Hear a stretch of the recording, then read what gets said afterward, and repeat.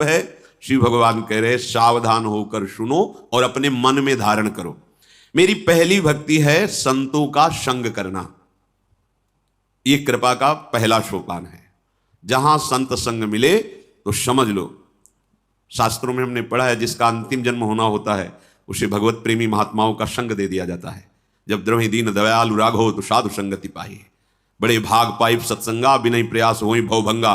संसार के दुख का अंत जिसके होना होता है उसे साधुओं पर श्रद्धा और विश्वास हो जाता है, उसे संत समागम प्राप्त होता है। यह परम लाभ है। अब संत समागम के लिए देवर्षि नारद जी ने कहा महासंगस्त दुर्लभ हो, बड़ा दुर्लभ है। इस छल कपट पाखंड माया राज्य में कहीं शुद्ध भगवत प्रेमी महात्मा का संग मिल जाए, ये भगवान की ही कृपा से मिलता है, अपने खोजने से नहीं मिलता है।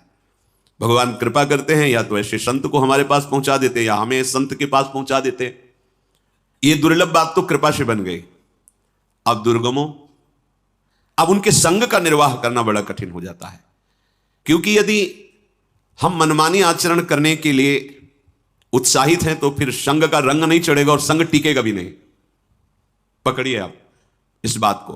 भगवान की अहेतुकी कृपा से दुर्लभ बात संत संग मिल जाए तो अपने मन की नहीं, अब जो ही कहें बस उनके शब्द पर ध्यान दो। लाख कोस दूर हो शब्द पर तुम उनके टिके हुए हो तो उनके निज जन हो और उनके पक्के सेवक हो, और समीप हो और अपने मन के अनुसार चल रहे हो, कर रहे हो, पर बात बनी नहीं। जैसे हमें संत से कोई सेवा चाहिए उनकी, या कुछ भी कृपा चाहिए, हमें अपनी बात हृदय की कह के और उनके ऊपर छोड़ देनी चाहिए। अगर वो पास करते हैं कि ठीक है आप ऐसा कर लीजिए, सहज अनुमति, आनंद पूर्वक, वो आपकी बहुत जल्दी उन्नति करा देगा। उन्नति समस्त दोषों से रहित आपका हृदय कर देगा। और आप किसी कारण से विवश करें, वो मिठास नहीं आएगी, वो रंग नहीं आएगा जो रंग आना चाहिए। इसलिए अपना निवेदन करना और उनके ऊपर छोड़ देना, उनका जो उत्तर आना वो अपना जीवन मान लेना, तब तो हमारे संत संग का फल। आगे नारद जी लिखते हैं अमोघश्च महासंगस्त दुर्लभो दुर्गमो, जिसे अगम्यो, और वही अमोघश्च वो निश्चित भगवान को प्राप्त कर लेता है। अपने मन की हमें नहीं चलानी, तभी संत संग का रंग आता है। नहीं तो ऐसे भी है कि 50 वर्ष हो गए संत संग करते हुए, पर वो रंग नहीं आया जो आना चाहिए। क्यों? क्योंकि मनमानी छोड़ी ही नहीं। तो कहने को केवल संत संग है, लेकिन वो संत संग नहीं है। क्योंकि प्रगट में तो आप शरीर से संग करते हैं, लेकिन जिससे हमारा परिवर्तन होना हुआ है मन, और मन से हम विषयों का सेवन, मनमानी आचरण, परिवर्तन नहीं हो। फिर आप कहोगे कि संत कृपा का लाभ हमें नहीं प्राप्त हो पाया। अमोघश्च शब्द है, अमोघश्च निश्चित भगवत प्राप्ति होगी। देवर्षि नारद जी भगवान के अवतार हैं और भक्ति के आचार्य हैं, वो कह रहे हैं। पर बीच में उन्होंने लिखा कि बड़ा कठिन है संत संग निर्वाह करना, क्योंकि इसमें मन को मार के चलना पड़ता है, अपने मन की नहीं। सिद्धांत है ज्यो ज्यो राखत हो त्यों त्यों रहियत हो हरि। सिद्धांत है जोई जोई प्यारो करे सोई मोहि भावे। सिद्धांत है अब जोई काहें करें हम सोई आयस लिए चले नहीं। सिद्धांत है गुरु सेवा तज करें जे बान यह अधर्म यह सभान कान्य नरस कन में रहा है। गुरु गोविंद न भेद कराए, अभेद है गुरु और भगवान, तो उनकी आज्ञा पर चलो तो बात बन जाएगी। भगवान करुणा करके कह रहे दूसरी रतिमम कथा प्रसंगा।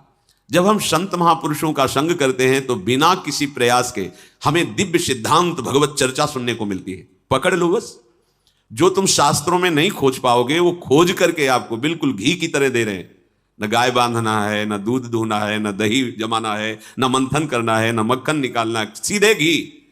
अर्थात विविध प्रकार के संत पंथ ग्रंथ सबका अनुभव करके गुरुदेव भगवान अमृत दे रहे हैं। बस वो वचन मान लो, दौड़ने की जरूरत नहीं है, बैठ जाने की जरूरत है। तो कहां रति हो जाएगी गुरुदेव की आज्ञा का पालन करने से? बोले भगवान की चर्चा के तुम व्यसनी बन जाओगे। व्यसनी, जैसे नशेबाज को नशा न मिले तो जीना मुश्किल लगता है, ऐसे बावरों सो रस में फिरे खोजत नेह की बात। अपने प्राण प्रिय भगवान की चर्चा सुने बिना आप तो जी नहीं सकते। सत्संगी का ऐसा स्वभाव बन जाता है, आज सत्संग नहीं होगा तो उसको लगा आज जिएंगे कैसे, सत्संग नहीं मिला तो मेरा तो जीवन ही बर्बाद है, आज अब मुझसे इससे बड़ा कष्ट झेला नहीं जाएगा। जहां जहां पिय की बात सुने खोजत तीन गैन। कैसे मुझे प्रिया प्रीतम की, अपने आराध्य देव की सिद्धांत रस चर्चा सुनने को, कैसे भक्तों के चरित्र सुनने को मिल। व्याकुलता दूसरी रतिमम कथा प्रसंगा। रति, ऐसी रति की ना मिलने पर भारी व्याकुलता पैदा हो जाना। गुरुपद पंकज सेवा तीसरी भक्ति अमान। तीसरी भक्ति क्या है? सदगुरुदेव भगवान के श्री चरण सेवा में रहना। पर चरण सेवा तभी सफल हो सकती है, एक शर्त है, अमान। अगर मान की प्राप्ति की चाह है तो गुरु सेवा का रंग नहीं आएगा गुरु सेवा करते हुए भी। जैसे जैसे गुरु सेवा हमें प्राप्त होती जाए वैसे वैसे सावधान कि बहुत बड़ी निधि मिली है कहीं छूट न जाए। और सबसे दैन्य, गर्व नहीं आना चाहिए कि तुम तो बाहरी सेवा में हो, हम तो निजी सेवा में है। और अपमान करना, दूसरों को नीच भाव से देखना, अपने में गर्व कर लेना, अपने को मान स्वीकार कर लेना, ये तो श्रीअंग सेवी हैं, वो प्रणाम कर रहे हैं तो हम उसे स्वीकार कर रहे हैं। सबके चरणों में प्रणाम करके अंदर से यही आप सबकी कृपा से मुझे गुरुदेव की सेवा मिली है। आप सब ऐसा आशीर्वाद दें कि कभी गुरुदेव के मन के प्रतिकूल मेरी एक भी वृत्ति ना हो। कभी जीवन में चाहे प्राण छूट जाए, हम गुरुदेव को कभी दुख देने वाली बात ना करें, कोई आचरण ना करें। ये भक्ति गुरुपद पंकज सेवा तीसरी भक्ति अमान। मान रहित होकर गुरुदेव के चरणों की सेवा। चौथी भक्ति मम गुणगन करे कपट तज गान। चौथी भक्ति है कि मेरे गुणों का गान करे, पर शर्त है कपट त्याग करके। कपट क्या होता है? भगवान की कथा में कोई कपट होता है? गान कर रहे हैं पर भगवान कह रहे हैं स्वयं कि हाँ होता है। गा रहे हो मेरा यश, चाह रहे हो अपना यश, मेरे यश का परिणाम मेरे में प्रीति चाह रहे हो, धन चाह रहे हो, यश चाह रहे हो, सम्मान चाह रहे हो, भोग, ये कपट है। मेरा यश गा रहे हो, मेरी प्रीति प्राप्त करो, मेरे संग रहो, मेरे रंग में रंगो, यह है निष्कपट भगवत चर्चा करना। और भगवत चर्चा के परिणाम में और कुछ चाहना, प्रभु से विलग होकर के, ये कपट है। गान तो कर रहे हैं प्रभु का, दासत्व प्रकट कर रहे हैं प्रभु का, और अंदर से गुलामी है विषयों की, भोगों की, धन की, मान की, सम्मान की, प्रतिष्ठा की। ये भगवत कथा गान में कपट है। भगवत कथा का स्वरूप क्या है? भगवत लीला गान का ललिता ललित बजावत बीना, गुण गावत सोई जीवन जीजय। मेरा जीवन है, मेरा आहार है यही, इसके बिना जी नहीं सकता। भगवत चर्चा किए बिना, भगवत चर्चा सुने बिना हम जी नहीं सकते। ये हमारा आहार है, अगर ये ना हो तो मेरा जीवन नहीं। भगवान भी कह रहे हैं तुष्यंति कहां? भगवत चर्चा में प्रफुल्लित। कुछ नहीं, ये जो मुझे मिला सौभाग्य भगवत चर्चा करने का, सुनने का, अब कछुनाथ न चाहिए, बस ये छूटे ना प्रभु, ऐसी कृपा करो। रमंति चय, इसी में रमण। अगर तुष्यंति चय धन में, रमंति चय सम्मान मान प्रतिष्ठा यश कीर्ति में, तो भगवान की कथा गायन में एक कपट है। भगवान की कथा लीला गायन का सीधा फल है भगवान में प्रीति हो जाना। देखो ना, भूप कहा गया है रत्नावती जी को, भक्त भूप, मतलब भक्तों के राजा। क्या भक्ति थी? महल में रहने वाली, सब सुख भोगने वाली दासी से केवल भगवत चर्चा सुनी तो ऐसा रंग चढ़ा कि भगवत अनुराग में आगे बढ़ गई। गुरु रूपा दासी से भी आगे बढ़ गई।